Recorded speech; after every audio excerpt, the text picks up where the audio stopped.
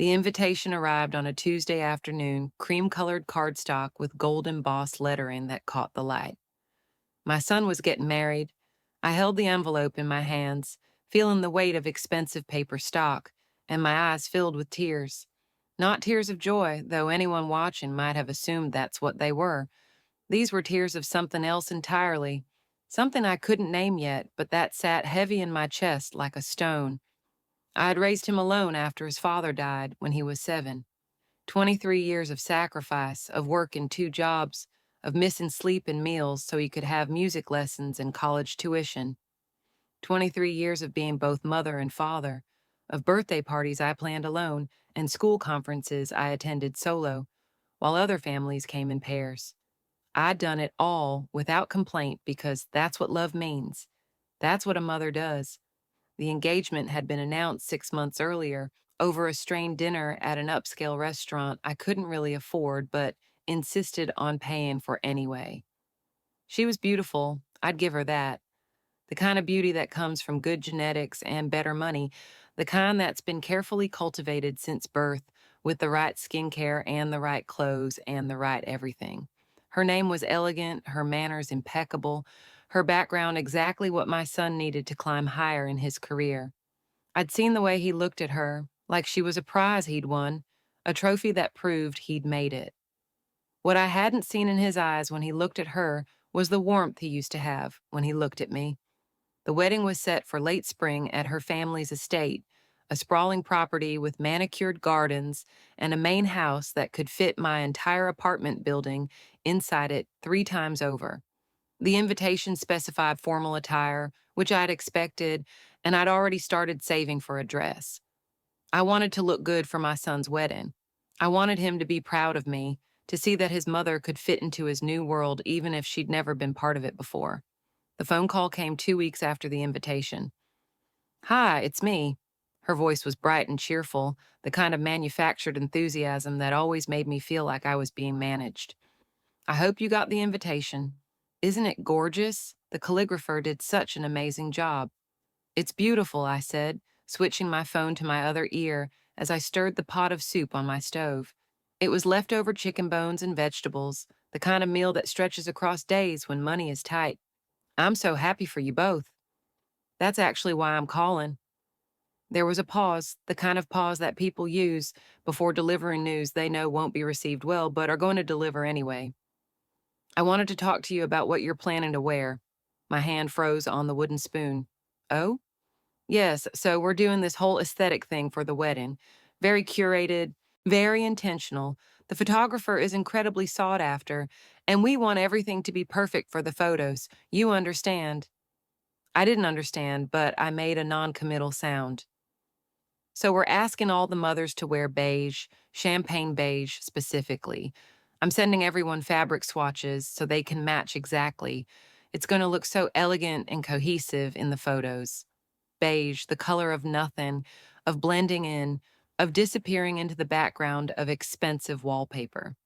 "All the mothers?" I asked carefully. "Yes, both mothers. My mom and you.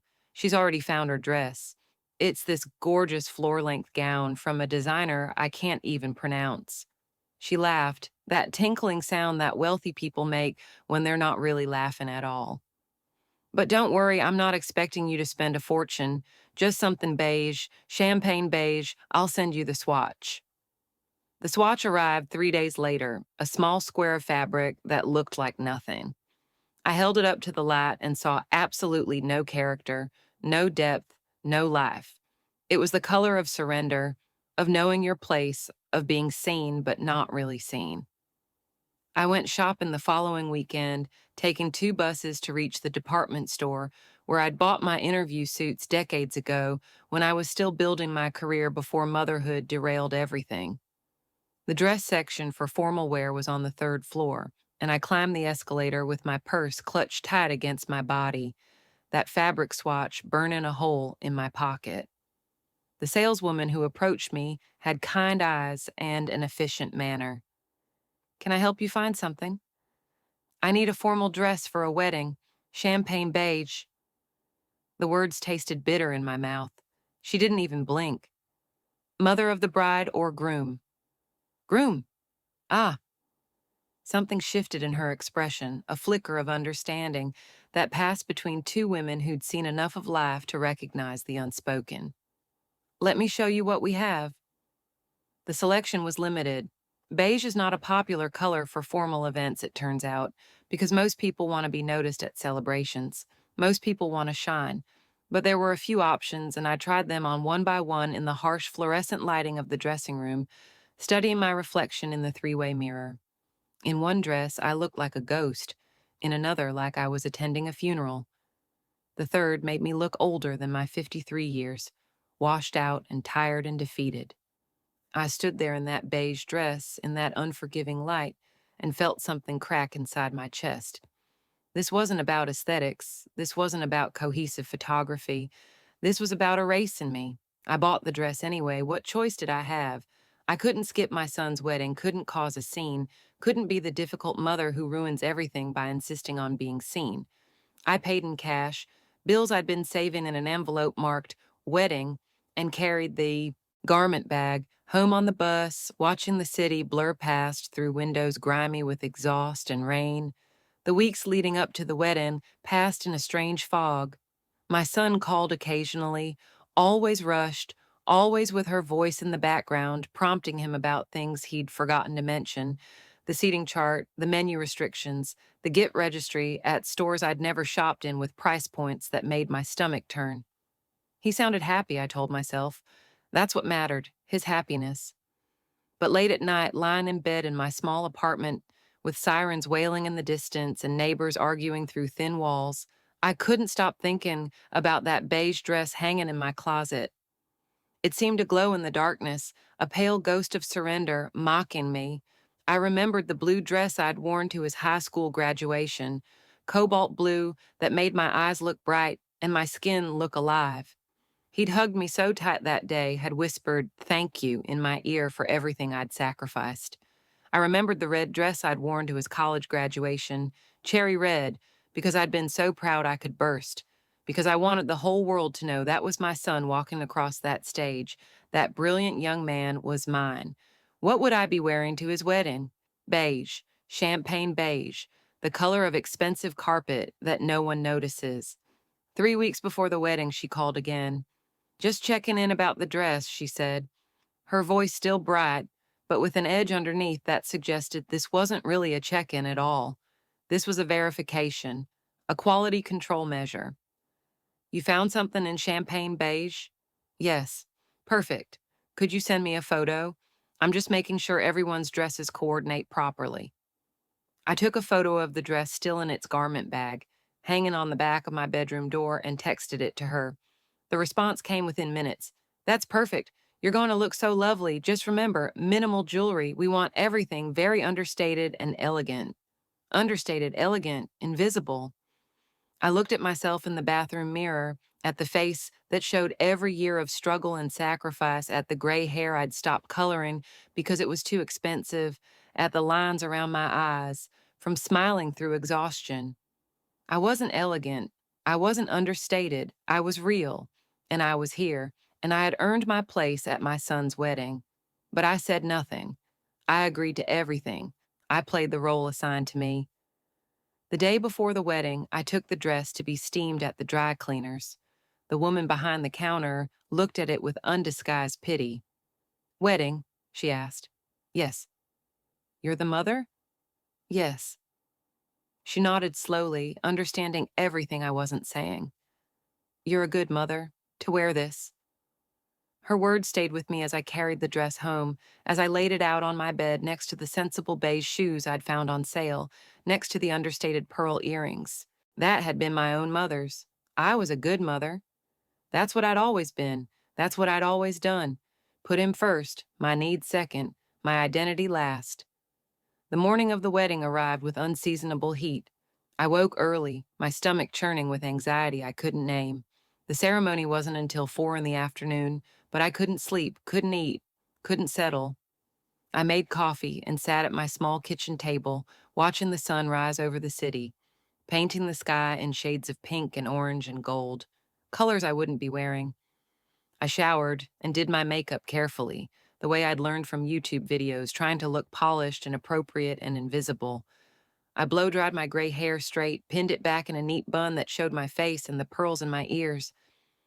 I looked at myself in the mirror and saw a stranger, a woman playing a part in someone else's production. The beige dress slipped over my head easily, the fabric cool and expensive against my skin. It fit perfectly, falling to just above my ankles, the neckline modest, the sleeves three-quarter length. It was tasteful. It was appropriate. It was everything she'd asked for. It was not me. I stood in front of my full-length mirror, the one I'd bought at a thrift store years ago, slightly warped so my reflection always looked a little distorted. But even through the warped glass, I could see the truth. I looked like I was disappearing. The beige washed out my skin, made me look pale and tired and old. The cut of the dress minimized my figure, made me look shapeless and forgettable. Even my eyes seemed duller, the life drained out of them by the neutral palette. This was the intention. I understood that now. This wasn't about aesthetics or photography or cohesive color schemes. This was about making sure I didn't draw attention, didn't remind anyone that my son had come from humble beginnings, didn't disrupt the fairy tale narrative of his perfect marriage into her perfect family. I was supposed to be grateful to be included at all. That's what the beige meant. My phone buzzed with a text from the hired car service that was picking me up. The car her family had arranged because my old sedan wasn't appropriate for the estate's circular driveway, because even my transportation needed to be managed and controlled and made acceptable. I picked up my purse, a simple beige clutch I'd bought to match the dress, and walked toward my front door. My hand was on the knob when I stopped. In my bedroom closet, pushed to the back behind winter coats and empty garment bags, was a dress I'd bought years ago and never worn. It had been an impulse purchase during a rare moment of financial freedom when I'd gotten a bonus at work and had treated myself to something beautiful instead of putting every penny toward bills and my son's future. I told myself I'd wear it to something special someday when the right occasion arrived. I'd forgotten about it until this moment. I walked back to my bedroom, opened the closet, and pulled out the dress. It was emerald green, deep and rich like jewels, like life itself. The fabric was silk, real silk that caught the light and shimmered with every movement. The cut was elegant but bold, with a V-neck that showed confidence, with a fitted waist that celebrated rather than hid my figure, with a flowing skirt that moved like water. It was the opposite of beige in every possible way. I held both dresses up, one in each hand, and looked between them in the mirror, beige or emerald, invisible or seen, obedient or true. My phone buzzed again. The car was waiting downstairs. I made my decision. The drive to the estate took 45 minutes through winding country roads lined with trees that formed a canopy overhead, filtering the sunlight into dappled patterns that danced across the car's interior. The driver was professional and silent, asking no questions, offering no commentary. I sat in the back seat with my hands folded in my lap, feeling the silk of the emerald dress against my skin, feeling my heart pound against my ribs like it was trying to escape. I'd changed in the time it took the driver to circle the block. I'd stripped off the beige dress and left it lying on my bed like a shed skin, like evidence of who I'd almost been. I'd pulled the emerald dress over my head and zipped it up with trembling fingers, watched my reflection transform in the warped mirror. Color flooded back into my face. Life returned to my eyes. I looked like myself again. I looked like someone who existed. The pearl earrings stayed. They were my mother's and they were mine, and no one could tell me they weren't appropriate. I'd added a simple gold bracelet, nothing ostentatious, just enough to catch the light. I'd left my hair in the neat bun because it was elegant and because I liked it, not because anyone had told me to wear it that way. As the car turned onto the estate's private drive, passing through wrought iron gates that probably cost more than my annual salary, I felt my resolve waver. The estate spread out before us like something from a movie, all manicured lawns and ancient trees, and a house that looked more like a manor than a residence. White tents had been erected on the south lawn, visible through the trees, and I could see people moving around like ants, making final preparations. I was about to ruin everything. That's what they would say. That's what she would say, what my son might say, what everyone would think. The difficult mother who couldn't follow simple instructions, who had to make everything about herself, who couldn't let her son have his perfect day. But it wasn't simple instructions, it was erasure. And I'd spent too many years being erased already. The car pulled up to the main entrance, where a young man in a vest was directing traffic and pointing guests toward the ceremony site. He opened my door with a practiced smile that froze slightly when he saw my dress. Not beige, definitely not champagne beige. "Welcome," he said, recovering quickly. "Bride's side or groom's?" "Groom's, I'm his mother." Something flickered in his eyes. Recognition of coming drama, perhaps, but he simply nodded and gestured toward a stone path that curved around the house toward the south lawn. The ceremony begins in 30 minutes. There are cocktails and hors d'oeuvres being served in the garden pavilion. I thanked him and started walking, my heels clicking against the stone, the silk of my dress swishing around my legs. Other guests were arriving, emerging from cars in their formal wear, and I could feel eyes on me as I passed. A woman in emerald green among a sea of pastels and navy and muted tones. I kept my chin up and walked forward. The garden pavilion was an open-air structure with climbing roses and strings of lights that would glow beautifully once the sun set.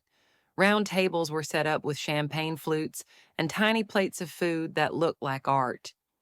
Guests clustered in small groups, talking in that particular way wealthy people have of conversing while constantly scanning the room for someone more important to talk to. I didn't see my son, I didn't see her. I accepted a glass of champagne from a circulating waiter and stood near a pillar wrapped in the white fabric and more roses, trying to be unobtrusive while wearing a dress designed to be noticed. "Excuse me," a woman's voice, sharp and brittle. "I don't believe we've met." I turned to find her mother standing beside me.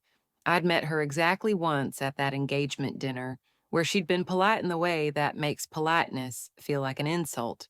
She was wearing beige, of course, a floor-length gown with intricate beading that probably cost more than my monthly rent. Her face was expertly made up, her silver hair styled in elaborate waves that defied her age. "I'm the groom's mother," I said, extending my hand. She didn't take it. Her eyes traveled from my face down to my dress and back up again, and her expression turned to ice. "I see," she said, each word carefully enunciated. "There seems to have been some confusion about the dress code." "No confusion," I replied, keeping my voice steady even though my pulse was racing. "I understood the request perfectly." "Then I don't understand why you—" She stopped herself, glancing around at the nearby guests who were pretending not to listen while obviously hanging on every word. "This is highly irregular. My daughter was very specific about what the mothers should wear. For the aesthetic, for the photographs." "I'm sure the photographs will be beautiful," I said. Her jaw tightened. "You're causing a scene." "I'm standing here drinking champagne. You're the one who approached me." For a moment, I thought she might throw her own champagne in my face. Her hand trembled slightly on the stem of her glass, and I could see the calculations happening behind her eyes, making a bigger scene versus letting this go. The social cost of confrontation versus the social cost of allowing this breach of protocol. She chose retreat, but not without a parting shot. "My daughter will be devastated. This is her special day, and you've made it about yourself." She walked away before I could respond, her beige gown trailing behind her like a queen's robes. I watched her go, feeling my hands shake now that the confrontation was over. I took a long sip of champagne, letting the bubbles ground me. "Well, that was something." I turned to find an older gentleman standing nearby, holding his own champagne glass and looking amused. He was distinguished with silver hair and laugh lines around his eyes, wearing a navy suit that fit him perfectly. "I didn't mean to cause trouble," I said automatically. "Didn't you?" He smiled. "That dress is gorgeous, by the way. My late wife would have loved it. She always said beige was the color of giving up." Despite everything, I laughed. It came out shaky but real. "Thank you." "Robert," he said, extending his hand. "Bride's uncle, the family rebel, or so they tell me." The groom's mother, I said, shaking his hand. The family embarrassment, apparently. Oh, I wouldn't say that. I'd say you're the only interesting person here. He gestured around at the sea of safe, appropriate, forgettable clothes. Everyone else is trying so hard to fit in. You decided to exist instead. His words hit me harder than I expected. Exist? That's exactly what I was doing. I was refusing to disappear. We talked for a few more minutes, easy conversation that felt like finding an ally in enemy territory. He told me about his wife, who'd passed away 2 years ago, who'd always worn whatever she wanted and refused to apologize for it. I told him about raising my son alone, about the sacrifices and the pride and the strange feeling of being pushed out of his life now that he didn't need me anymore. He needs you, Robert said firmly. He just doesn't know it yet. Young men are idiots that way. They think success means leaving everything behind, becoming someone new. Eventually, they realize the best parts of them came from where they started. I wanted to believe him. I wanted to believe my son would look at me today and remember all the times I'd been there, all the ways I'd loved him, all the pieces of himself that came from me. But I wasn't sure. I wasn't sure of anything anymore except that I existed, and I was here and I was wearing emerald green. A commotion near the pavilion entrance drew everyone's attention. She had arrived not in her wedding dress yet, but in a white silk robe over what was presumably her getting ready outfit, her hair in rollers, her face half made up. She looked frantic, her eyes scanning the crowd until they landed on me. The expression that crossed her face was pure fury. She crossed the pavilion in long strides, her mother hurrying behind her, trying to catch up. Conversations stopped. Everyone watched as she approached me as her face flushed red beneath the half-applied foundation, as her hands clenched into fists at her sides. "What are you wearing?" Her voice was loud enough that everyone could hear, loud enough that there was no pretending this was a private conversation. "A dress," I said calmly, though my heart was pounding so hard I thought everyone must be able to hear it. "That is not beige. I specifically asked you to wear champagne beige. I sent you a fabric swatch." I explained how important the aesthetic was. "You did," I agreed, "and I decided to wear what made me feel beautiful instead." She looked like I'd slapped her. "This is my wedding day, mine, and you've ruined it by being selfish and attention-seeking and completely inappropriate." "I wore a dress to my son's wedding," I said, my voice still calm, but with steel underneath now. "That's all I've done." "You wore that dress." She pointed at me like I was evidence in a trial. "That bright, loud, look-at-me dress because you can't stand that this day isn't about you. Because you're jealous that your son chose me, that he's moving up in the world, that he doesn't need you anymore." The words hung in the air between us, ugly and true and not true all at once.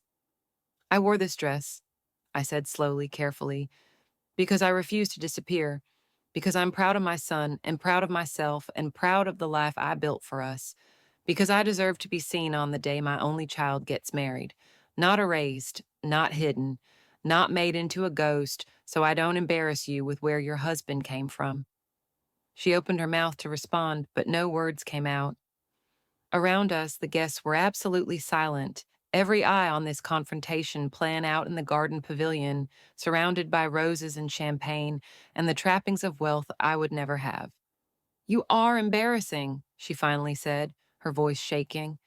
"You're exactly what I was afraid of. Tacky and attention-seeking and completely inappropriate. I asked you to do one simple thing, wear one color, and you couldn't even do that. What does that say about you as a person?" "It says I exist," I replied.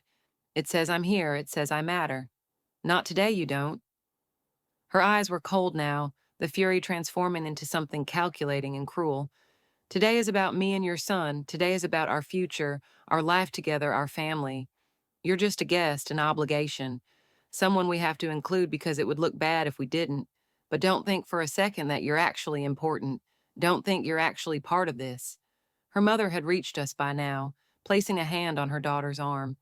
"Sweetheart, everyone's watching. You need to calm down." "I am calm," she hissed, though she clearly wasn't. "I'm just telling her the truth. She's not family anymore. She's a relic. Someone my husband used to know, someone he's obligated to invite out of pity. Each word was a knife, carefully placed and sharply twisted. I felt them all land, felt them pierce through my careful armor of confidence and resolve. She was saying out loud what I'd feared, what I'd suspected, what I'd known deep down from the moment I received that beige fabric swatch in the mail. I wasn't wanted here. I never had been. "Where is my son?" I asked quietly. She laughed, a harsh sound. "Your son?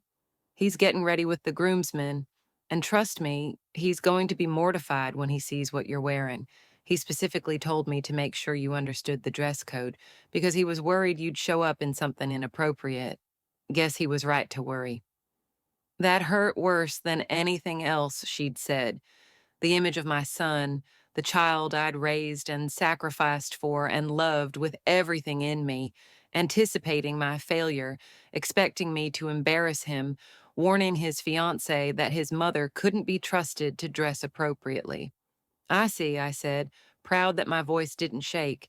"Do you? Do you really?"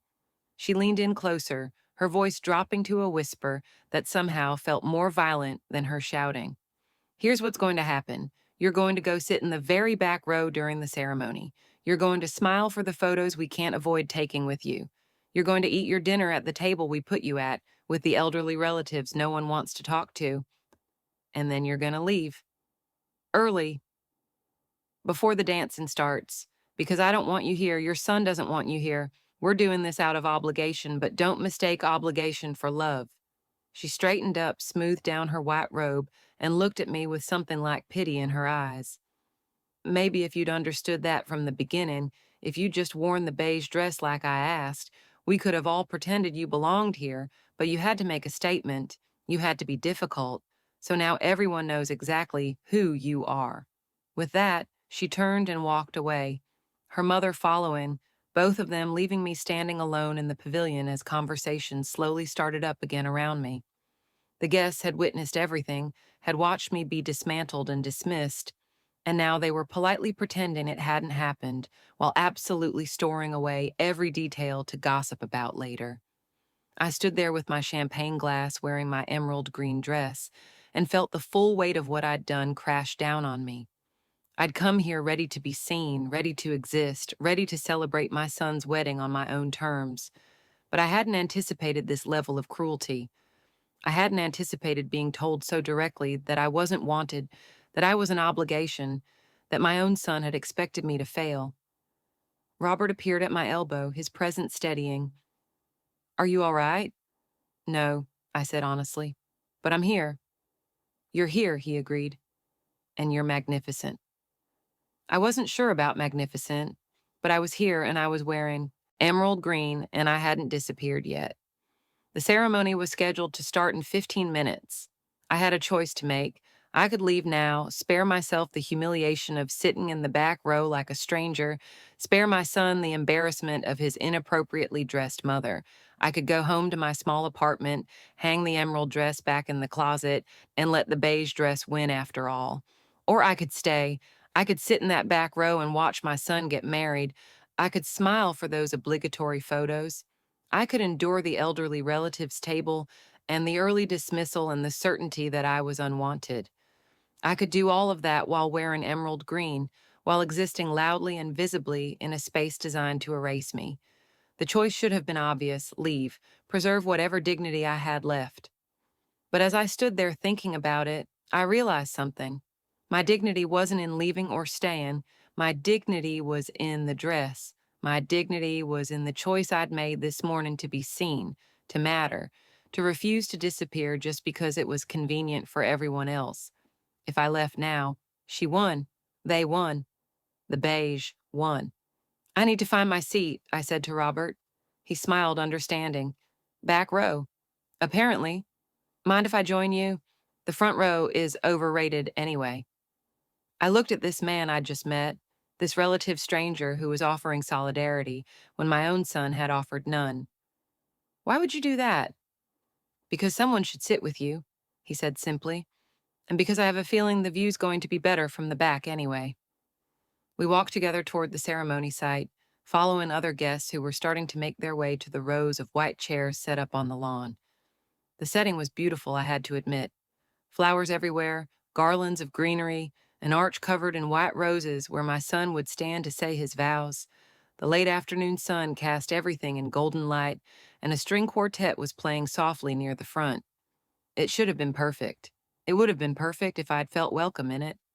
The back row was already filling up with the elderly relatives she'd mentioned, people too frail or too unimportant to merit better seating. I recognized none of them, and they looked at me with frank curiosity when I sat down, this woman in the emerald dress among their pastel and navy, this woman who was clearly being punished for something. Robert sat beside me, his presence a buffer against the curious stares. An older woman next to him leaned over with a conspiratorial whisper that I could still hear. "What did you do to end up back here?" "I wore the wrong color," I said. She looked at my dress, looked at her own pale pink outfit, and nodded sagely. "These young brides are so particular. In my day, you wore what you wanted, and people dealt with it." "That's what I thought I was doing," I replied. She patted my hand. "You look beautiful, dear, much better than the rest of us." It was such a simple kindness, but it made my eyes sting with tears I refused to let fall. I would not cry. Not here, not now. I would sit in this back row and watch my son get married, and I would do it with my head held high and my emerald dress brilliant in the golden light. The quartet shifted into the processional music. Everyone stood. The wedding party started their walk down the aisle, groomsmen paired with bridesmaids, all of them beautiful and young and perfectly coordinated in their navy suits and champagne dresses. I watched them pass, these strangers who were more important to my son's wedding than I was, and felt the distance between me and my child yawn wider than the length of this aisle. And then I saw him. My son walked out with the officiant, taking his place under the rose-covered arch, and my breath caught in my throat. He looked so handsome in his tuxedo, so grown up, so much like his father had looked in our wedding photos. I'd raised this man, I'd given him everything I had. I'd molded myself around his needs and his dreams and his future until there was barely anything left of me. His eyes scanned the crowd, probably looking for her mother in the front row, making sure everything was perfect. But then his gaze traveled further back, moving over the rows of guests and landed on me, in my emerald dress in the back row, as far from him as it was possible to be while still being present. I saw the recognition in his eyes, saw the shock, saw something that might have been hurt or might have been embarrassment. Our eyes locked across the distance, across all the people between us, across the years and the sacrifices and the growing gap that had been forming since he'd met her. I didn't look away. I held his gaze and let him see me, really see me for perhaps the first time in months, see that I was here, see that I existed, see that I refused to disappear even when disappearing was what he wanted. He broke the gaze first, turning to face the aisle as the music swelled into the bridal march. Everyone turned to watch her entrance, but I kept watching him, watching the set of his shoulders, the tilt of his head, the way his hands clasped in front of him, reading his body language the way only a mother can, seeing the tension there that no one else would notice. He was angry, or embarrassed, or something I couldn't quite name from this distance. She peered at the end of the aisle on her father's arm, and she was undeniably beautiful. Her dress was a confection of white silk and lace, her veil trailing behind her like a cloud, her smile radiant and perfect. She glowed with the kind of happiness that comes from getting everything you want exactly the way you want it. Almost everything. As she passed my row, her eyes found mine for just a second. The smile never faltered, but I saw the flash of fury in her eyes, the reminder that I had defied her, that I had refused to be what she wanted me to be. Then she was past, walking toward my son, toward her future, toward the life they would build together, in which I was an obligation and nothing more. The ceremony began. The officiant spoke about love and commitment and partnership. They exchanged vows that they'd written themselves, pretty words about forever and support and becoming one. My son's voice was steady and sure, hers bright and cheerful. They looked perfect together, like they'd been designed to match, like they'd been curated specifically for this moment, in this light with these flowers and this music. I sat in the back row and watched my son marry someone who wanted me erased from his life.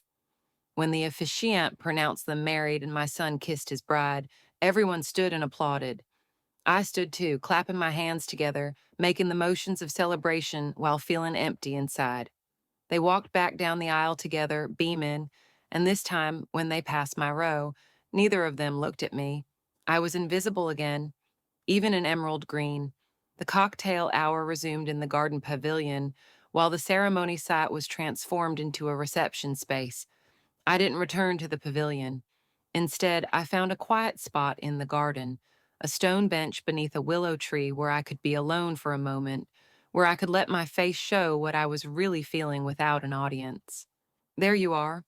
Robert appeared through the willow's curtain of branches, carrying 2 glasses of champagne. I thought you might want this. I accepted the glass gratefully. Thank you. He sat beside me on the bench. That was a beautiful ceremony. Yes. Your son looks happy. Yes. But you don't. I took a long sip of champagne. I don't know what I am. I came here thinking I was making a statement, thinking I was refusing to be erased. But all I've done is prove them right. I'm an embarrassment. I'm inappropriate. I'm exactly what my son was afraid I'd be. No, Robert said firmly. You came here as yourself. The fact that they tried to erase who you are says everything about them and nothing about you. Does it matter? He's still my son. She's still his wife. I'm still the mother he doesn't want to acknowledge. He acknowledged you. Robert gestured back toward the ceremony site. He saw you. He knew you were there. That matters. He saw me in the back row wearing a dress his wife told him I'd wear because I'm attention-seeking and inappropriate. He saw me being exactly what he was afraid I'd be. Or, Robert said gently, he saw his mother refusing to disappear. And maybe that scared him because it meant he'd have to confront what he's been doing to you. Maybe that's why he looked angry, not because you embarrassed him, but because you reminded him of something he'd been trying to forget.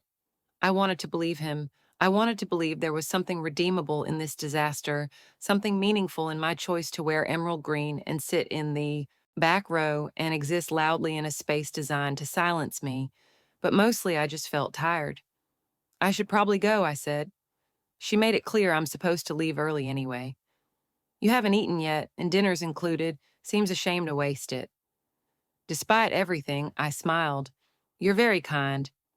I'm practical, he corrected, and I have a feeling the food's going to be excellent. Her parents don't do anything halfway. He was right about that.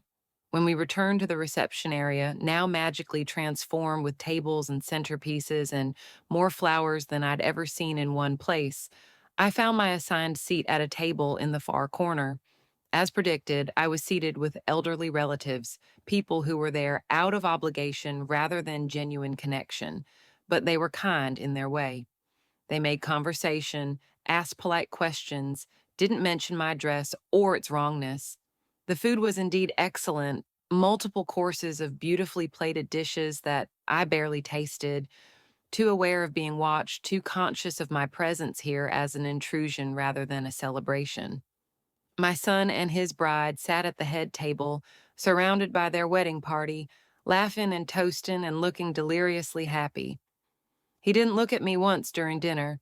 As dessert was being served, she stood up with a microphone. The room quieted, everyone turning their attention to the bride. She looked radiant in the candlelight, her dress perfect, her makeup flawless, her smile brilliant. I just want to thank everyone for being here, she began, her voice carrying across the room. This day has been absolutely perfect, everything I dreamed it would be. She went on to thank various people, her parents for their generosity, her bridesmaids for their support, the vendors for their hard work. She thanked her new husband for being patient with all her planning, for loving her enough to let her have every detail exactly as she wanted. She did not thank me. She did not acknowledge me. She did not mention the groom's mother at all. It was a deliberate omission, obvious to everyone watching. I could feel eyes on me again, people curious about this snub, wondering what I'd done to deserve this public dismissal. I kept my face neutral, my back straight, my hands steady on the table. I would not give her the satisfaction of seeing me break. My son stood next, taking the microphone. He started his speech the same way, thanking everyone, expressing his joy and his love and his gratitude. He thanked her parents for welcoming him into their family, for accepting him, for the opportunities they'd provided. He thanked his friends for their support. He thanked his bride for choosing him, for loving him, for making him happier than he'd ever been. And then at the very end, almost as an afterthought, he said, "And of course, I want to thank my mother who's here tonight." That was it, 12 words. No mention of the sacrifices, the struggles, the years of single parenting. No acknowledgement of the love and the dedication and the selflessness that had made his success possible. Just 12 words, delivered like an obligation checked off a list. I applauded with everyone else when he finished, my hands coming together mechanically, my face arranged in an expression that might have been a smile. Inside, I was shattered. Inside, I understood with complete clarity that I had lost my son. Not to her, though she'd certainly played her part, but to his ambition, to his desire to be someone other than who he'd been, to his need to leave behind everything that reminded him of where he'd come from, including me. The DJ started playing music for dancing. The first dance was announced, my son and his bride taking the floor while everyone watched. They moved together beautifully, her dress swirling, his hand on her waist, both of them lost in each other and the moment. The photographer circled them like a shark, capturing every angle. When the song ended, the DJ invited the parents to join for the next dance. Her father stepped forward to claim his daughter. My son stood alone on the dance floor, looking uncertain, his eyes scanning the room, looking for me. I stood. In my emerald dress that caught the light and the attention, I walked across that reception venue, past all the tables and all the guests, toward my son, toward this dance that was apparently the only thing he needed me for, the only role I was allowed to play in this carefully curated evening. When I reached him, he extended his hand. "Mom." "Sweetheart," I replied, taking his hand, letting him lead me into the dance. We moved together in silence for a moment, his hand stiff on my waist, my hand light on his shoulder. The mother-son dance, that tradition that was supposed to be meaningful and emotional and representative of everything we were to each other. It felt like dancing with a stranger. "You look nice," he finally said, and I knew he was lying. "Thank you. That's not the dress I thought you'd be wearing." "I know." Another silence, filled only with the music and the awareness of everyone watching us, judging us, seeing the distance between us even as we moved in prescribed patterns across the floor. "She's upset," he said quietly. "I know." This was really important to her, the aesthetic, the photos, everything being perfect. "I know. So why did you do it? Why did you have to wear that dress? Why couldn't you just do what she asked?" I looked up at my son, this man I'd raised, this person I love more than anything in the world, and saw nothing in his eyes but frustration with me. Not understanding, not curiosity about my choice, just frustration that I hadn't complied. "Because I needed to be seen," I said simply. "Just once, just today. I needed to matter." "You always matter, Mom. But this isn't about you. This is about us, about our day, about starting our life together. Our life that doesn't include me." He missed a step, recovered. "That's not true." "Isn't it? I'm seated in the back row. I'm at a table with strangers. I wasn't mentioned in her speech at all. I got 12 words in yours. I'm supposed to leave early before the real celebration begins. Tell me how that includes me." "You're here, aren't you? We invited you. We're dancing right now." "Yes," I agreed. "I'm here, like an obligation, like someone you have to include, because it would look bad if you didn't." He sighed, the sound carrying frustration and exhaustion. "What do you want me to say, Mom? That I'm sorry? That I wish things were different? I don't know what you want." "I want you to see me," I said, my voice breaking slightly despite my best efforts. "I want you to remember who I am, who I was to you, who I've always been. I want you to look at me in this dress and understand that I wore it because I refuse to disappear, because I exist, because I matter." "You're being dramatic." The words hit me like a slap. Dramatic. The ultimate dismissal, the accusation designed to make me doubt my own reality, my own feelings, my own understanding of what was happening. "Maybe I am," I said. "Maybe I'm dramatic and attention-seeking and inappropriate. Maybe I'm exactly what she thinks I am, or maybe I'm just a mother who loves her son and wanted to feel beautiful at his wedding. The song was ending, our dance was ending. This moment, whatever it was ending. I do love you, Mom, he said as the final notes played. I hope you know that. I know, I whispered, though I wasn't sure I believed it anymore. Love without action, without inclusion, without acknowledgement wasn't really love at all. It was just an idea of love, a memory of what love used to be. He stepped back as the music ended. Everyone applauded. He gave me a brief, awkward hug, then moved away to dance with her mother, his real duty fulfilled, his obligation to me complete. I walked off the dance floor, back through the tables, back to my corner seat. Robert gave me a knowing look but said nothing. The elderly woman next to me patted my hand again. You handled that beautifully, she said. I wasn't sure what she meant. I wasn't sure I'd handled anything beautifully. I felt raw and exposed and defeated, wearing an emerald dress that was supposed to make me feel powerful, but just made me feel foolish. The evening continued around me, more dancing, more toasts, more celebration. True to form, after about another hour, someone from the wedding coordination team appeared at my table. Excuse me, are you the groom's mother? Yes. The bride asked me to let you know that she'd understand completely if you needed to leave early. It's been a long day, and she thought you might be tired. Translation, please leave now. You've fulfilled your role. We're done with you. How thoughtful, I said, not bothering to hide the sarcasm. The coordinator looked uncomfortable, clearly aware of the tension, but obligated to deliver the message. Should I call a car for you? I looked around the reception. My son was on the dance floor with his bride, spinning her around, her laughter carrying across the venue. Her parents were holding court at their table, surrounded by important-looking people. The wedding party was clustered by the bar, taking photos with their phones, creating memories I wouldn't be part of.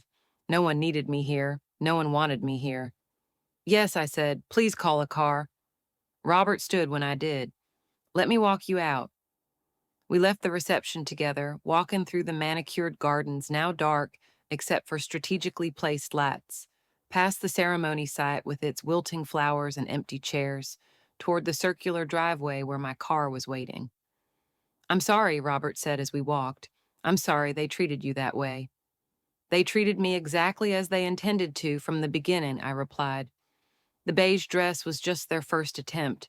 They wanted me gone, they wanted me invisible, and they wanted me to accept it gracefully. My mistake was thinking I could fight it. It wasn't a mistake. You should fight it.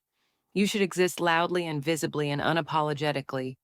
And look where it got me. Dismissed even earlier than they'd planned, having embarrassed my son, having ruined his bride's perfect day. You didn't ruin anything, Robert said firmly. You just refused to be erased. The fact that they consider that ruination says everything about them. We reached the car. The driver was already there, professional and silent as before. Robert opened the door for me, and I slid into the back seat, my emerald dress pooling around me like water. Thank you, I said to him, for sitting with me, for being kind. Thank you, he replied, for reminding me that some things are worth fighting for, even if the fight is just wearing the right color dress. He closed the door gently. The car pulled away, and I watched through the back window as the estate receded into the distance, as the lights from the reception grew dimmer, as my son's wedding celebration continued without me. I'd worn emerald green. I'd refused to disappear. I'd existed loudly and visibly in a space designed to erase me, and I'd lost my son anyway. The drive back to the city passed in a blur of darkness and streetlights, and my own reflection in the window. I looked at myself in the glass, at the woman in the emerald dress with the careful makeup and the neat bun, and wondered who I'd become. Was I brave for wearing this dress? Or was I foolish for thinking a dress could change anything? When the car pulled up to my apartment building, I thanked the driver and climbed out, my heels clicking against the pavement, the night air cool against my skin. I rode the elevator up to my floor, walked down the familiar hallway with its familiar carpet and familiar smell, and unlocked my door to my small, familiar apartment. The beige dress was still on my bed where I'd left it, a pale ghost of surrender. I picked it up, and held it next to the emerald dress I was wearing, looking at them both in my warped mirror. Two different choices, two different versions of myself.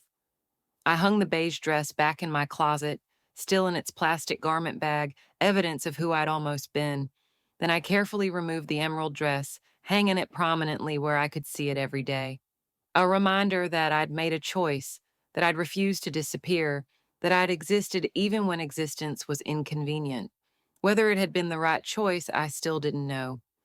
I changed into my pajamas, washed my face, unpinned my hair. I made tea and sat at my small kitchen table, the same table where I'd sat the morning of the wedding, watching the sun rise and trying to decide who I wanted to be. I decided to be seen, and I had been seen. But being seen hadn't changed anything. My son had still married his bride. I was still the embarrassment. I was still the obligation. I was still being pushed out of his life. The emerald dress hadn't saved me. It had just made my defeat more colorful. My phone buzzed with a text message. For a moment, I hoped it was from my son. An apology, an acknowledgement, something to indicate that our dance had meant something, that he'd heard me, that he understood. It wasn't from him, it was from an unknown number. "This is Robert. I hope you don't mind. I got your number from the seating chart earlier. I just wanted to make sure you got home safely and to say again that you were magnificent today. Don't let them convince you otherwise." I stared at the message for a long time. This small kindness from a stranger, this recognition from someone who had no reason to care. I typed back a simple thank you and set the phone down. Magnificent. That's what he'd called me. A woman who'd worn the wrong dress and sat in the back row and been dismissed early from her own son's wedding. Magnificent. I wanted to believe him. I wanted to believe there was something noble in what I'd done, something brave and important and worth the cost. But mostly I just felt tired. Tired and alone and uncertain whether I'd fought for something meaningful or just made everything worse. Sleep didn't come easily that night. I lay in bed, listening to the sounds of the city, the sirens and the voices and the endless hum of life continuing around me, and thought about my son. About the little boy who used to curl up in my lap, who used to tell me I was the best mommy in the whole world, who used to hold my hand crossing streets and look up at me like I was everything. When had I stopped being everything? When had I become an obligation? The answer, I realized, was gradual. It wasn't one moment, but 1,000 small moments, 1,000 tiny steps away from me and toward the life he wanted. The life that didn't include his past. Meeting her had accelerated it, certainly. Her family's wealth and connections had shown him what was possible, what he could become if he just let go of where he'd come from. Let go of me. And maybe that was natural. Maybe that was what children were supposed to do, leave their parents behind and build their own lives. Maybe I was the one being dramatic, being selfish, making it about myself when it was supposed to be about him and his happiness and his future. But then I thought about the beige dress, about the deliberate choice to make me invisible, to erase me from the photos and the memories and the narrative of his life. That wasn't natural separation. That was intentional erasure. That was being ashamed of where he came from, who had raised him, what he used to be. And I'd refused it. I'd worn emerald green and sat in the back row and existed anyway. I'd been seen, even if being seen had cost me everything. The question was whether it had been worth it, whether my dignity and my visibility and my refusal to disappear were worth losing whatever remnants of relationship I'd had with my son, whether the emerald dress was worth the price I'd paid to wear it. I didn't have an answer. Not that night, lying alone in my small apartment with my warped mirror and my secondhand furniture and my memories of a little boy who used to love me unconditionally. I just had the dress hanging in my closet where I could see it, emerald green and beautiful and defiant, evidence that I'd existed, that I'd been there, that I'd refused to disappear. Whether that mattered, only time would tell. The days after the wedding passed in a strange limbo. I went to work, came home, made my simple meals, lived my simple life.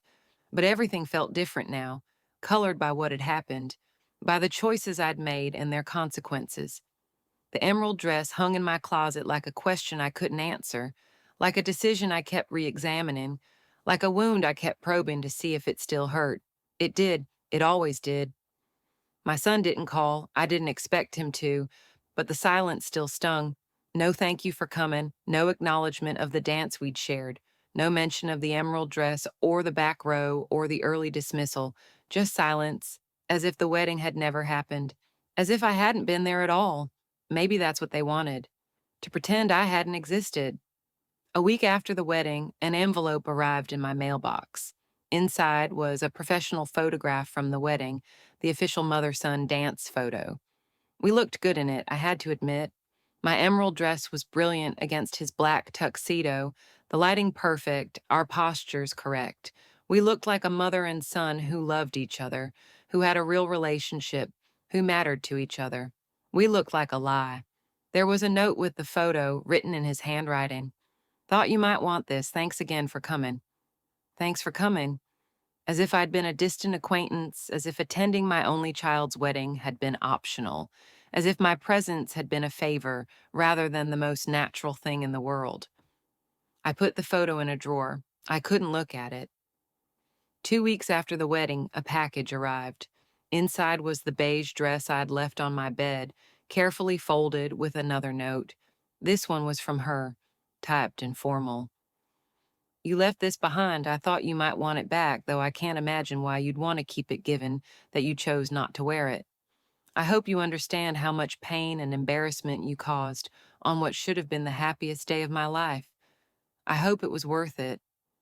I held the beige dress in my hands, this symbol of surrender, this pale ghost of who I was supposed to be. She'd sent it back like evidence of my crime, like proof of my failure to comply. She wanted me to feel guilty. She wanted me to regret the emerald dress. I didn't regret it. I couldn't, because regretting the emerald dress would mean wishing I'd disappeared, and I couldn't wish that. I couldn't wish myself invisible, even if visibility had cost me everything. I folded the beige dress carefully and put it in a garbage bag. I didn't need it anymore. I didn't need the reminder of who they wanted me to be. 3 weeks after the wedding, my phone rang late at night. I answered half asleep, my voice rough, my mind foggy. Mom? I sat up immediately, wide awake now. Sweetheart, what's wrong? Nothing's wrong. He paused, and I could hear something in his voice that I hadn't heard in years, uncertainty, vulnerability. I wanted to talk to you. Okay, I said carefully, my heart pounding. I'm listening. Another pause. Why did you wear that dress? Of all the things I'd expected him to ask, this wasn't it. I already told you, at the wedding. I know what you said, but I don't understand it. I don't understand why you couldn't just wear what she asked, why you had to make everything so difficult. Is that really why you're calling? I asked. To tell me again how difficult I am? No. I'm calling because I can't stop thinking about it. About you in that green dress. About how you looked at me during the ceremony. About what you said when we danced. I waited, letting him work through whatever he needed to say. She wants me to cut you off, he finally said, his voice barely above a whisper. She says you're toxic, that you're trying to sabotage our marriage, that you can't be trusted. She says the dress proves it. And what do you think? I asked, my voice steadier than I felt. I don't know what I think. That's why I'm calling. I thought marrying her would make everything clear, would make everything right. I thought I'd feel happy and successful and complete, but instead I just feel guilty. And I don't know if the guilt is because I'm letting her push you out or because I haven't pushed you out enough. You shouldn't have to push me out at all, I said softly. I'm your mother. I love you. I've always loved you. Nothing about that requires pushing. But she's my wife now. I have to put her first. I have to make her happy. At the cost of erasing me, at the cost of pretending I don't exist. Silence again, long and heavy. The beige dress, he finally said. If you just worn the beige dress, none of this would have happened. We could have avoided all this drama. No, I said, feeling something crystallize inside me, something that had been forming since the wedding but hadn't quite solidified until this moment. If I'd worn the beige dress, you would have learned that you could erase me. You would have learned that asking me to disappear was acceptable. You would have learned that your mother's presence in your life is negotiable, conditional, something that can be managed and minimized and eventually eliminated. That's not. It is, I interrupted. That's exactly what it is. The beige dress wasn't about aesthetics or photographs. It was a test. Could I be controlled? Could I be made invisible? Could I be convinced to cooperate in my own erasure? And I failed that test. I wore emerald green instead. You wore emerald green and embarrassed us both. I wore emerald green and existed. If my existence embarrasses you, that's not about the dress. That's about you being ashamed of where you came from. I heard him intake his breath sharply, heard the truth of my words land. I'm not ashamed, he said, but his voice lacked conviction. Aren't you? You seated me in the back row. You gave me 12 words in your speech. You asked me to leave early. You called me an obligation. Those aren't the actions of a son who's proud of his mother. Those are the actions of a son who wishes his mother would disappear so he could pretend to be someone else, someone from somewhere else, someone who doesn't have a past that includes poverty and struggle, and a single mother who worked herself to exhaustion raising him. That's not fair. Maybe not, but it's true. Another long silence. I could hear him breathing, could imagine him in whatever expensive house they were probably living in, probably with her in the next room, probably torn between the life he'd built and the mother he was being asked to abandon. I don't know what to do, he finally admitted. You don't have to do anything, I said. You don't have to choose between us. I'm not asking you to. I'm just asking you to see me, to acknowledge me, to let me exist in your life without shame or conditions or requirements that I be someone I'm not. She won't accept that. Then she won't accept you. Not really, because I'm part of you. I'm part of your history, your formation, your story. Erasing me means erasing pieces of yourself. Is that really what you want? He didn't answer. The silence stretched between us, filled with years and miles and choices that couldn't be unmade. I need to go, he finally said. She's asking who I'm talking to. Tell her it's your mother, I said. Tell her the truth. I can't. She's still so angry about the dress. Then lie, I said, feeling something break inside me. Tell her it's work. Tell her it's a friend. Tell her it's anyone but me. But know that every lie you tell about me, every time you hide our relationship, every time you pretend I don't exist, you're choosing. You're choosing her version of you over the real you. You're choosing erasure over existence. Mom, I love you, I said. I always have and I always will, but I won't disappear to make your life easier. I wore emerald green to your wedding because I needed you to see me. I needed you to understand that I'm here, that I matter, that I exist. If you can't accept that, if you need me to wear beige and sit in the back and leave early and eventually just stop existing at all, then we have a bigger problem than a dress. I don't want you to disappear, he said, his voice cracking.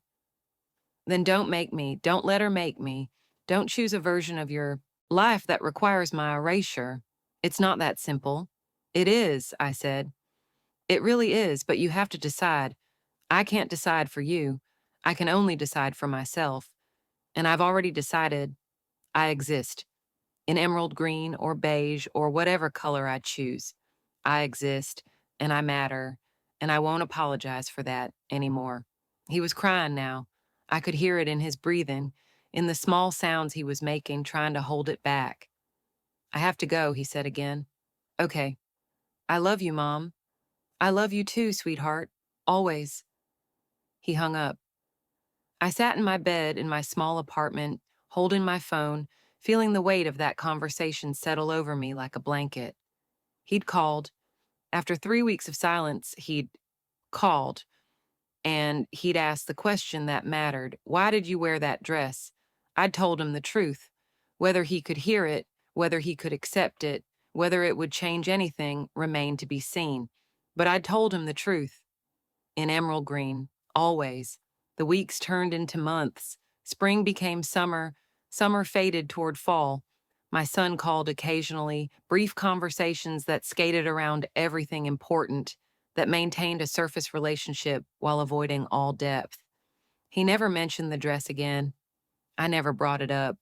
We talked about weather and work and neutral topics that kept us connected without really connecting us.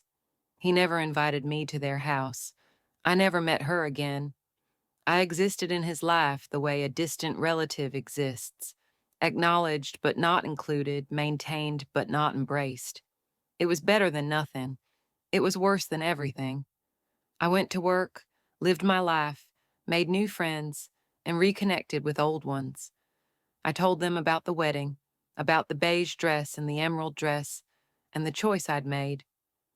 Some understood, some thought I'd been foolish, that I should have just worn the beige, that it wasn't worth losing my son over a dress. But it hadn't been about a dress. It had never been about a dress. It had been about existence, about refusing to disappear, about insisting that I mattered even when mattering was inconvenient. And I couldn't regret that, even when the cost was high, even when the silence from my son hurt, even when I wondered if I'd made the wrong choice. I couldn't regret refusing to be erased. On my birthday that year, a package arrived. Inside was a beautiful jade necklace, expensive and elegant, with a note in my son's handwriting. Happy birthday, Mom. I saw this and thought of you. The color reminded me of your dress. I held the necklace up to the light, watching the jade catch and reflect, deep green like emeralds, like life itself. He'd seen it and thought of me. He'd remembered the dress. He'd sent me jade, green and bold and beautiful. Maybe he was starting to understand. Maybe the seed I'd planted with that emerald dress was beginning to grow. Maybe refusing to disappear had meant something after all. Or maybe it was just a necklace. Maybe I was reading too much into it, seeing meaning where there was only obligation, finding hope in a simple birthday gift. I didn't know. I couldn't know. But I put the necklace on, the jade warm against my skin, green and brilliant and defiant. I looked at myself in my warped mirror, this woman in her 50s, with gray hair and laugh lines, and a jade necklace the color of emeralds. I looked like someone who existed, someone who mattered, someone who refused to disappear, and that, I decided, was enough. For now, it was enough. The emerald dress still hung in my closet, a reminder of the choice I'd made, the stand I'd taken, the price I'd paid. I didn't regret it. I couldn't regret it, because regret would mean wishing I'd disappeared, and I couldn't wish that. I existed, in emerald green and jade and every color that wasn't beige. I existed, and I mattered. And someday my son would understand why that was worth fighting for. Someday he would understand that the emerald dress had never been about embarrassing him or making a scene or being difficult. It had been about a mother refusing to be erased from her child's life. It had been about insisting on visibility in a world designed to make her invisible. It had been about existing loudly and proudly and unapologetically, even when existence came at a cost. And if he never understood, if the price I'd paid was permanent, if wearing emerald green meant losing the closeness we'd once had, then at least I'd lost it on my own terms. At least I'd fought. At least I'd refused to surrender. At least I'd existed. And in the end, that was the only thing I could control. Not whether my son saw me, not whether his wife accepted me, not whether I was included in their perfect life with their perfect aesthetic and their perfect photographs. Just whether I existed, whether I let myself be seen, whether I wore emerald green or surrendered to beige. I'd made my choice. I'd worn the dress. I'd sat in the back row and danced the mother-son dance and left early and paid the price. And I'd do it again, every time.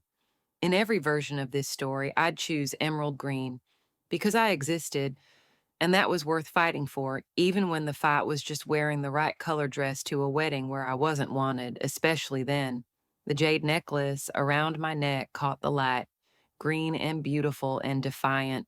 A reminder from my son whether he'd meant it that way or not. A reminder that he'd seen me in emerald green, that the image had stayed with him, that maybe somewhere deep inside, he understood what I'd been trying to tell him. I existed. I mattered. I refused to disappear. And someday, maybe he'd be glad I'd fought for that. Someday, maybe he'd understand that the emerald dress had been a gift, not just to me, but to him. A model of what it meant to exist authentically, to refuse erasure, to insist on being seen even when being seen was uncomfortable. Someday. But for now, I had the dress, the necklace, the memory of refusing to disappear. I had my small apartment and my simple life and my identity intact, undiminished by someone else's attempt to make me invisible. I had emerald green. And that, I told myself, looking at my reflection in the warped mirror, the jade necklace glowing against my skin, that was enough. It had to be enough, because it was all I had, and it was everything I needed. I existed, in emerald green, always. 6 months after the wedding, I received an unexpected phone call. It was early evening, that quiet time after dinner when the city starts to settle into its nighttime rhythm. I was reading a book, curled up on my worn couch with tea cooling on the side table when my phone rang. Unknown number. I almost didn't answer, accustomed as I'd become to screening calls, protecting my peace from solicitors and scammers. But something made me pick up. Hello? Is this the groom's mother from the spring wedding at the estate? A woman's voice, older, refined, but with warmth underneath the formality. Yes, I said cautiously. Who's calling? My name is Margaret. I was a guest at your son's wedding. I'm calling because I haven't been able to stop thinking about you. I sat up straighter, my book sliding off my lap. I'm sorry? The woman in the emerald dress, she continued, in the back row. I was seated 3 rows ahead of you, but I saw everything. The way you held yourself, the way you refused to shrink. I've been trying to get your number for months, and I finally managed to track it down through some mutual connections. Why? The word came out more bluntly than I'd intended. Margaret laughed, a warm sound. Because I needed to tell you that you were the only real thing at that wedding. Everything else was performance, but you were genuine. You were brave, and I thought you should know that at least one person there understood what you did. Tears prickled at my eyes. Unexpected and unwelcome. Thank you, I managed. I'm calling for another reason too, she said. I run a nonprofit organization that supports women transitioning out of difficult situations. We help them rebuild their identities, rediscover their worth, remember who they are beyond the roles they've been forced to play. I saw you do that in real time at that wedding, and I thought you might be interested in sharing your story with some of our women. My story? The story of the emerald dress, the story of refusing to disappear. I think it would mean something to women who are struggling to be seen, to exist, to matter in spaces that want them invisible. I thought about taking my private humiliation, my personal stand, and making it public, about turning my pain into something useful, something meaningful, something that might help others. I don't know, I said slowly. It's still fresh. It still hurts. I understand. Think about it. No pressure. But if you decide you want to share what happened, what you learned, how you found the courage to wear emerald instead of beige, we'd love to have you speak at one of our events. She gave me her contact information, made me promise to consider it, and hung up. I sat holding my phone, staring at the number I'd written down, feeling something shift inside me. Maybe the emerald dress hadn't been just about me and my son. Maybe it had been about something larger. Maybe refusing to disappear mattered not just for my own dignity, but as an example, a model, a story that other women needed to hear. Maybe my pain could have purpose. I called Margaret back the next day and agreed to speak at her next event. The speaking engagement was scheduled for 2 months later, giving me time to prepare, to figure out what I wanted to say and how to say it. I'd never spoken publicly before, had never imagined I had anything worth sharing with an audience. But as I worked on my talk, writing and rewriting, practicing in front of my bathroom mirror, I started to understand what Margaret had seen. The emerald dress wasn't just about a wedding. It was about every moment when a woman is asked to be smaller, quieter, less visible than she is. It was about every time we're told our presence is too much, our needs too demanding, our existence too inconvenient. It was about all the ways we're asked to cooperate in our own erasure, to make ourselves comfortable for others by becoming uncomfortable in our own skin. And it was about saying no, about refusing, about insisting on existence even when existence costs everything. The night of the speaking engagement, I stood backstage at a small community center wearing the emerald dress again. I'd debated wearing something else, something that didn't carry so much weight, but in the end, I'd chosen the dress. If I was going to tell this story, I needed to embody it. Margaret introduced me warmly, telling the audience about the wedding, about my choice, about what she'd witnessed. Then I walked onto the stage, my emerald dress brilliant under the lights, and faced a room full of women who'd been told to disappear. "My name is Eleanor," I began, using my real name for the first time in this story, claiming it, owning it. "And I wore an emerald dress to my son's wedding when I was supposed to wear beige. I told them everything, the fabric swatch, the instructions, the implications, the choice I'd made that morning, changing dresses at the last moment, the back row seating, the confrontations, the early dismissal, the mother-son dance that felt like dancing with a stranger, the phone call weeks later, my son torn between his wife and his mother, unable to choose because choosing me meant acknowledging I existed. I lost my son that day," I said, my voice steady despite the emotion. "Or maybe I lost him long before, and that day was just when I stopped pretending I hadn't.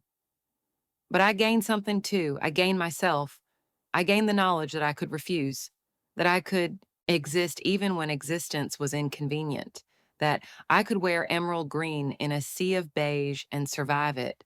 The women in the audience were rapt, some crying, some nodding, all of them seeing themselves in my story. "I'm not telling you this so you'll think I'm brave," I continued. "I'm telling you this because you need to know that refusing to disappear is possible. It's hard. It costs something. Sometimes it costs everything, but it's possible and sometimes it's necessary." I spoke for 30 minutes, telling my story, answering questions, sharing what I'd learned. When I finished, the applause was thunderous. Women lined up afterward to talk to me, to thank me, to tell me their own stories of erasure and refusal. One woman, younger than me, with tired eyes and nervous hands, waited until everyone else had gone.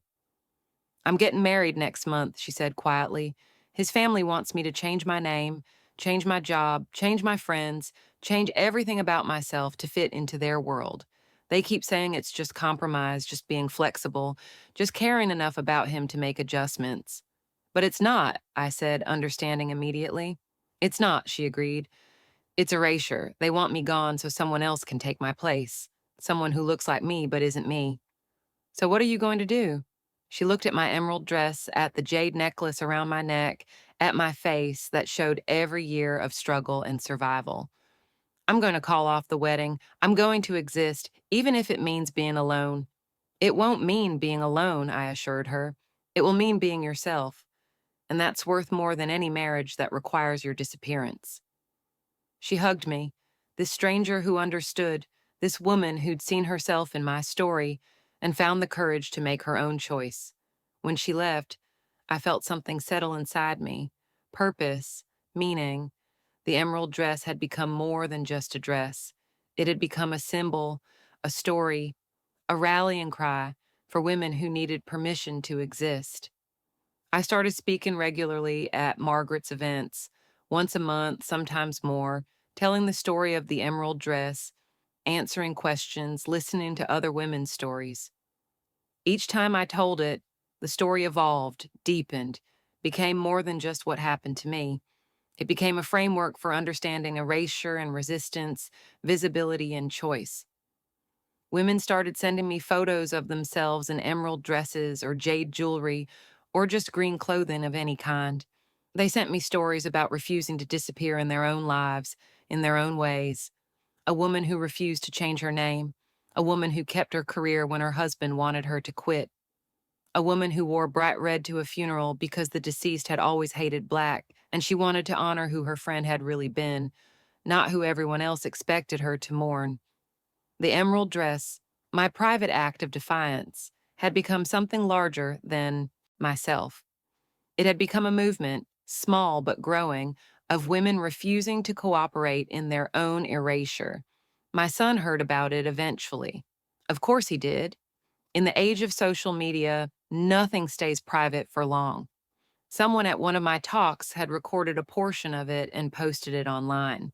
It went viral in the way these things sometimes do, thousands of women sharing it, commenting on it, adding their own stories of being asked to wear metaphorical beige.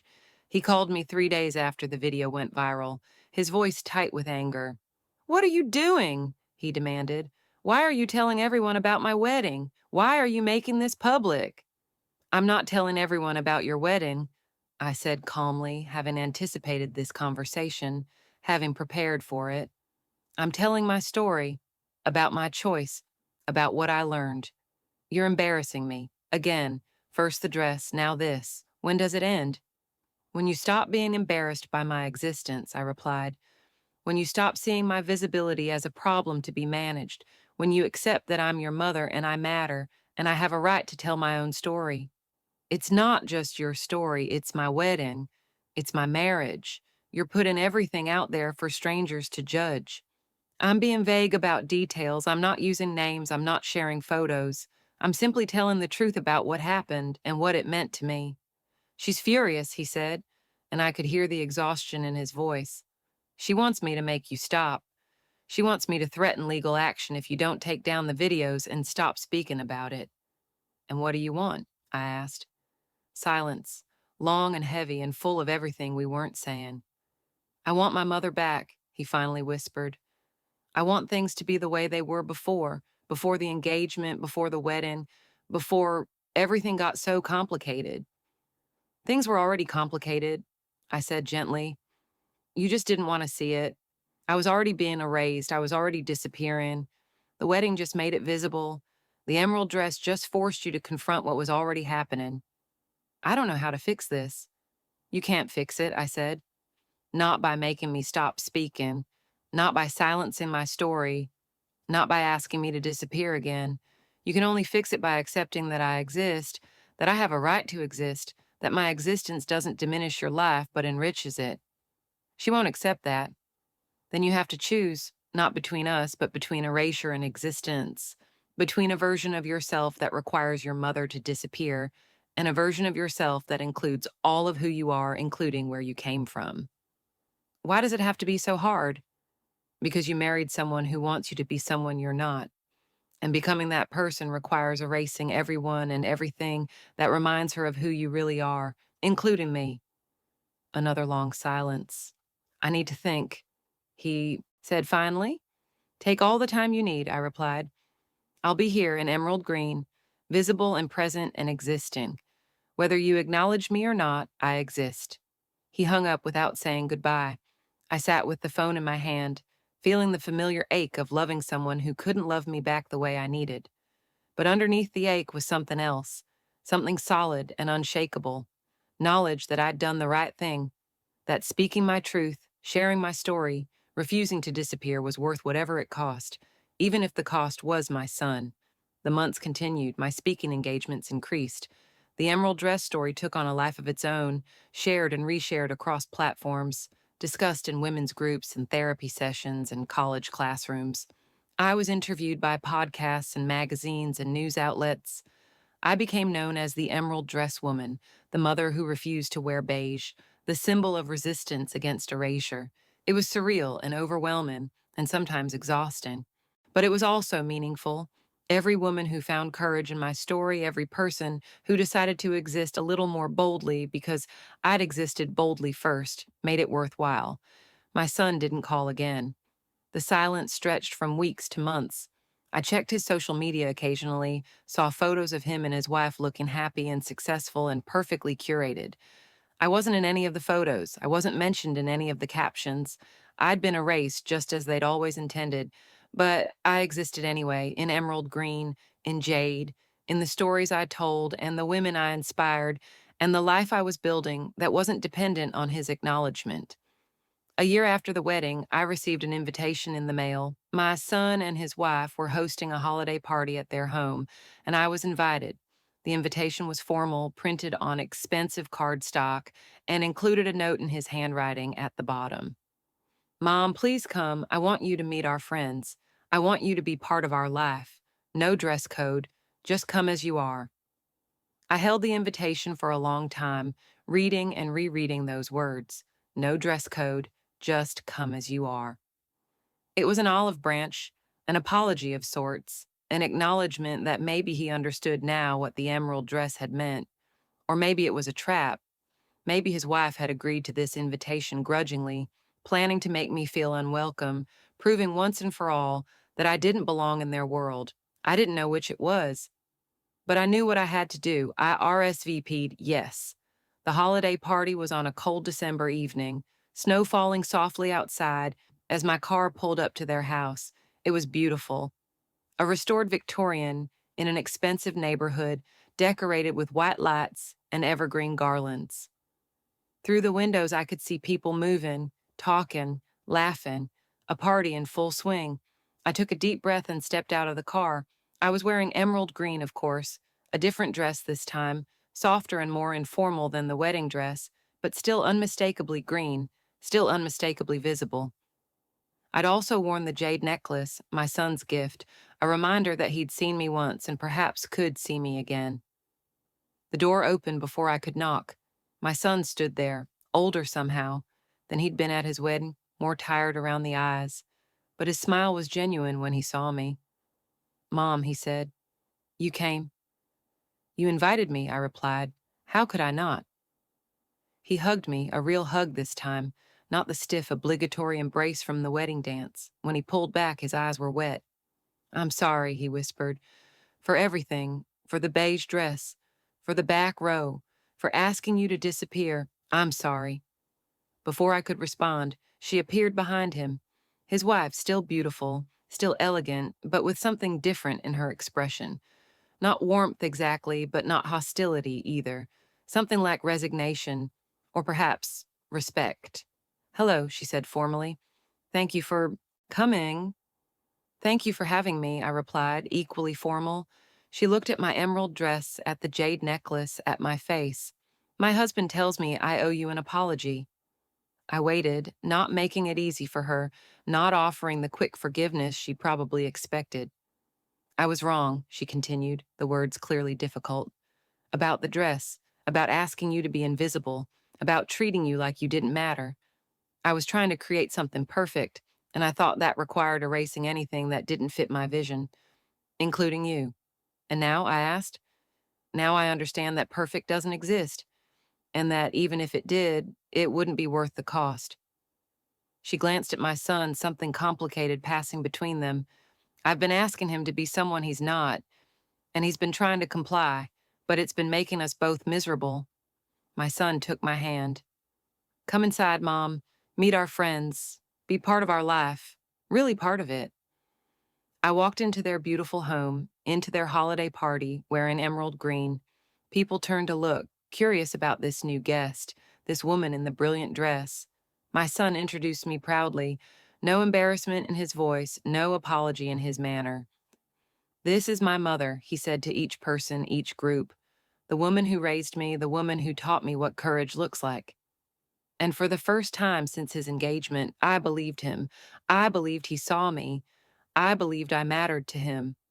I believed the emerald dress had meant something after all. The party was lovely. I talked with their friends, learned about their lives, shared stories about raising my son.